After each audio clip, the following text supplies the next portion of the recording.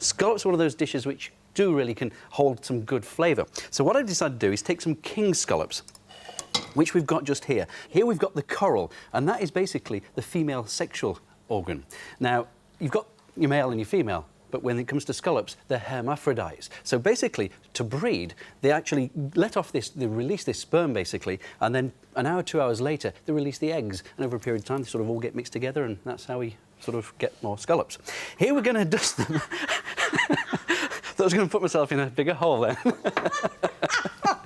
Here what I'm going to do is take a nice dish and sort of center them with a nice dusting of orange. Now here I've got some orange zest. You can use a peeler for this and just take off the orange skin. Lots of essential oils within the orange zest, and basically I've dried these out just as you would meringue. Place them onto a tray, put them in the oven and just cook them slowly.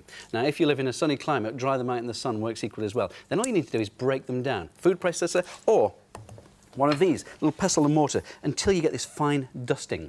Now this will save in a jog, keep it nice and airtight, save for several weeks, no problem at all. You get that lovely orangey scent. And what I'm going to do is just dust these lovely scallops, these king scallops, with this orange, there we go, zest over the top.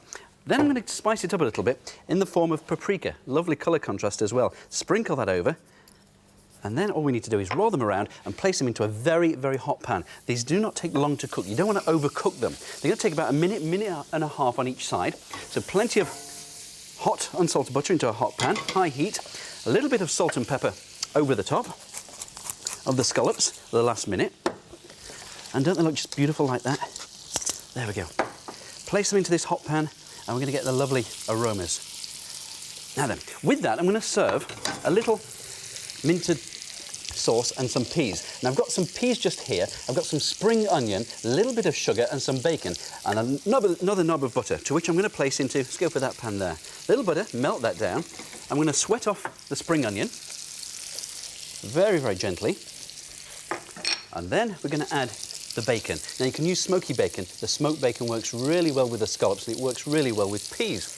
Now just cook those down very, very quickly. Toss the scallops. And then we can whack in the peas. Now the peas go back absolutely centuries, and the Romans used to eat them just like popcorn. You know when you come to watch the gladiators, not the film, but the actual gladiators used to sit around and just eat peas. Now we started off with the word peas, you know, as in peas pudding, up to about the 16th century, and then they decided that peas were a plural and it should be called pea. So we changed the name to pea, inaccurately, but we take the S and E away and we ended up with pea. A little bit of sugar into the pan, that's just going to sweeten it off. You know when you buy fresh peas and you sit there, you know, season's coming up soon, and you sit there and pod them, they're great, but they need to be really fresh, because as soon as the peas are picked, the starches start to, or the sugars start to turn to starch, so you're not getting a very sweet pea. So the best pea for the sweetness comes from the frozen ones, because as they're picked, they're actually frozen down more or less immediately, and you get a lovely sweet pea, and they're also more tender. Now for this sauce, what we're going to do is whack in some butter into this pan, and then sweat off some onion. Sweat off the onion, don't colour the onion. You can put a lid on this just to break the onion down. And that fresh garden, I've got loads of this in my garden at the moment. Thousands and thousands of different varieties of mint. Just chop some of that up. The apple mint was one of the original types of mint that was used for mint sauce. But apparently it attracts flies in the garden, so just look out if you've got some apple mint growing. Also got some white wine. Dry white wine goes into the pan, and also some chicken stock.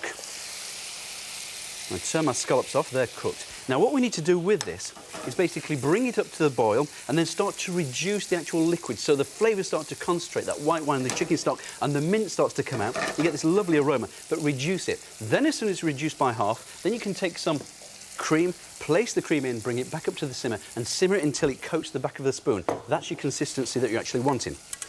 Just give these peas a quick stir.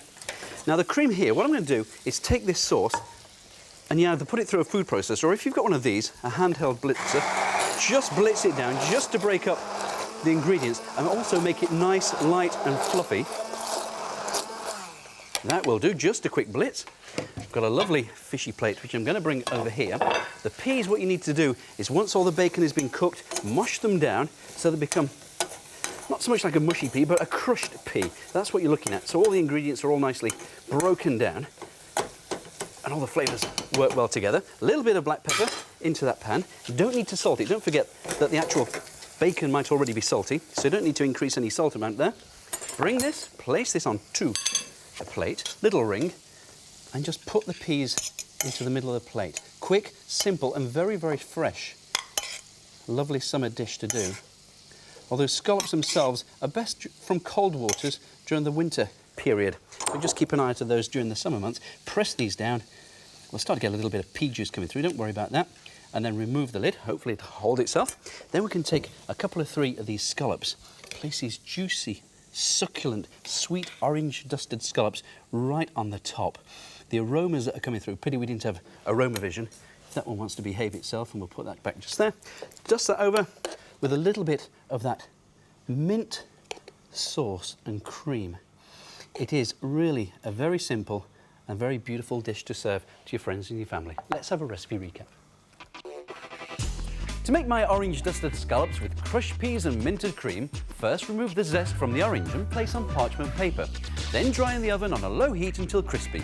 Grind with a pestle and mortar, mix in the paprika and use to dust the scallops.